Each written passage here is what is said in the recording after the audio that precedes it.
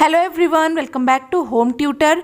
आज की वीडियो में हम करने वाले हैं अभ्यास कार्य कक्षा 7 के संस्कृत विषय के चतुर्थ पाठ हास्य बाल कवि सम्मेलनम का। इस पाठ का अध्ययन हम कर चुके हैं। वीडियो का लिंक नीचे डिस्क्रिप्शन बॉक्स में है, नहीं देखा है तो देख लीजिएगा। तो चलिए स्टार्ट करते हैं आज की वीडियो। तो अभ्यास में पहला प्रश्न है उच्चारणम कुरुत।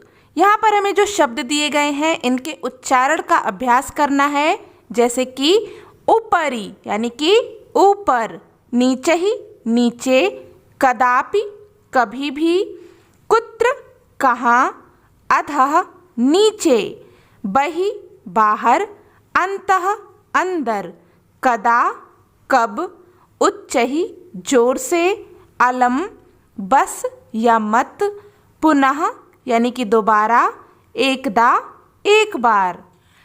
अगला प्रश्न है मंजूषातः अव्यय पदानि चित्वा वाक्यानि पूरयत। मंजूषा से अव्यय पद चुनकर वाक्यों को पूरा करें।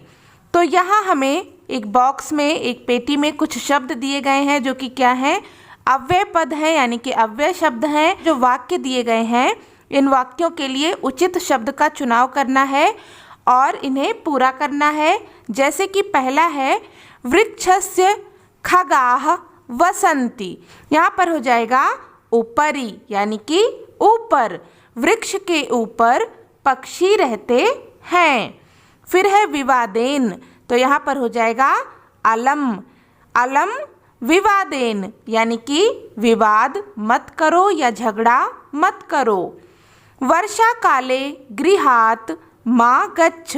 वर्षा काल में घर से ना जाओ, कहाँ ना जाओ, बहि यानी कि बाहर, वर्षा काल में घर से बाहर मत जाओ। फिर है मंचस्य श्रोतारः उपविष्टाः सन्ति। यहाँ पर हो जाएगा अधः, मंचस्य अधः श्रोतारः उपविष्टाः सन्ति। मंच के नीचे श्रोतागण बैठे हैं। छात्राः विद्यालयस्य प्रविशन्ति। यहाँ पर हो जाएगा अन्तः यानी कि अंदर। छात्राः विद्यालयस्य अन्तः प्रविशन्ति। छात्र विद्यालय के अंदर प्रवेश करते हैं। अगला प्रश्न है अशुद्धम पदम चिनुत। अशुद्ध पद को चुनिए। यहाँ पर हमें कुछ पद दिए गए हैं, इनमें प्रत्येक पंक्ति में एक अशुद्ध शब्द है जिसे कि हमें चुनकर अलग लिखना है। जैसे कि पहला यहाँ पर है गमन्ति, यक्षन्ति, पृक्षन्ति, धावन्ति। तो इसमें अशुद्ध पद है गमन्ति, शुद्ध शब्द होता गच्छन्ति। फिर है रामेण, गृहेण, सर्पेण, गजेण।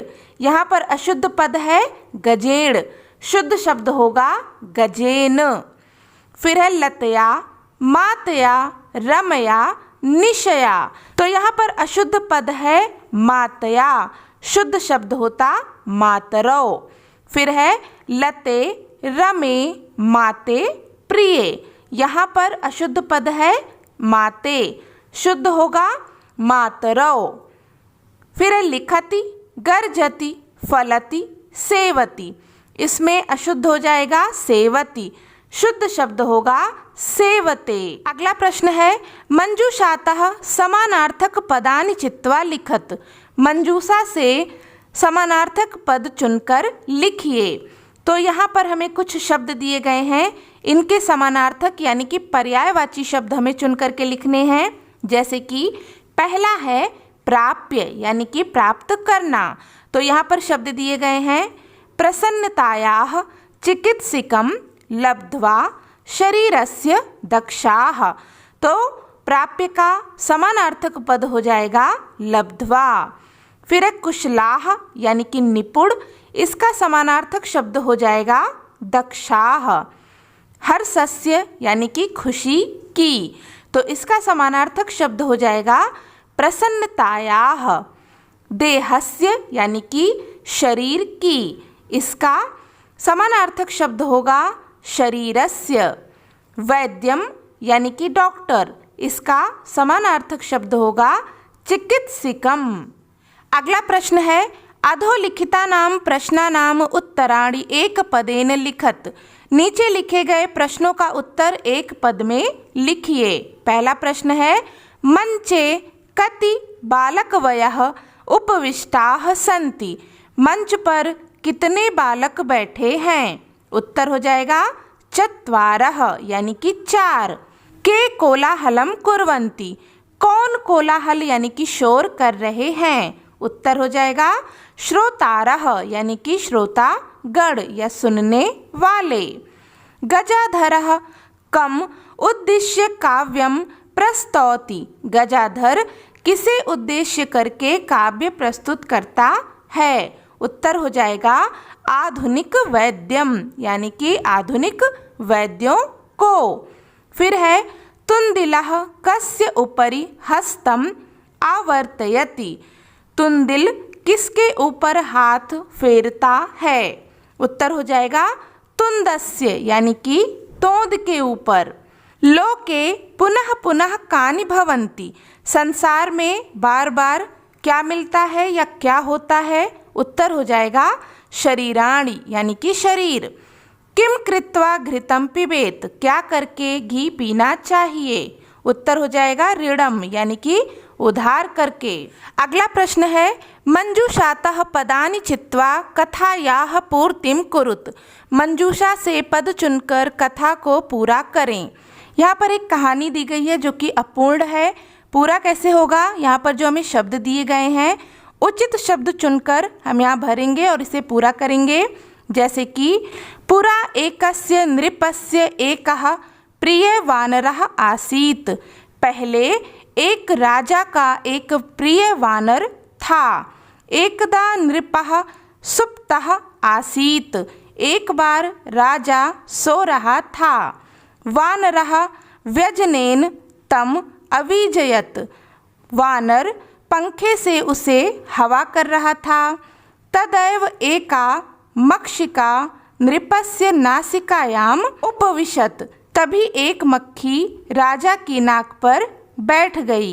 यद्यपि वानरः वारं वारं व्यजनेन ताम निवारयति स्म, तथापि सा पुनः पुनः नृपस्य नासिकायामेव उपविशति स्म। हालांकि वानर बार बार पंखे से उसे हटाता था, लेकिन फिर भी वह बार बार राजा के नाक पर ही बैठती थी। अन्ते सः मक्षिकाम हन्तुम खड्गेन प्रहारम अकरोत्। अंत में उसने मक्खी को मारने के लिए तलवार से प्रहार किया। मक्षिका तु उड्डीय दूरम गता। मक्खी तो उड़कर दूर चली गई, किंतु खड्ग प्रहारेण नृपस्य नासिका छिन्ना अभवत।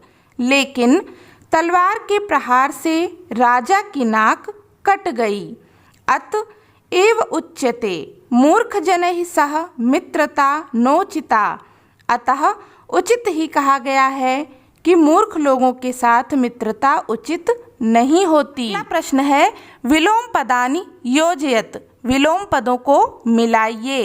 अधः, अधः का अर्थ होता है नीचे, इसका विलोम हो जाएगा ऊपरी। इन दोनों को मिला देंगे। फिर अंतः यानी कि अंदर, इसका विलोम हो जाएगा बहि यानी कि बाहर। दुर्बुद्धे यानी कि बुरी बुद्धि वाला, इसका विलोम हो जाएगा सुबुद्धे यानी कि अच्छी बुद्धि वाला।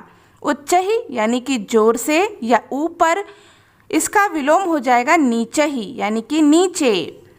दुर्लभम यानी कि दुर्लभ, इसका विलोम हो जाएगा सुलभम। तो इस प्रकार से यहाँ पर हमने पाठ 4 का अभ्यास कार्य पूरा कर लिया है। इससे संबंधित कोई भी डाउट हो तो आप कमेंट करके पूछ सकते हैं। और अगर आपको ये वीडियो हेल्पफुल लगी हो तो प्लीज़ इसे लाइक और शेयर ज़रूर कर दें। साथ में चैनल पर नए आए हैं तो सब्सक्राइब भी कर लीजिए।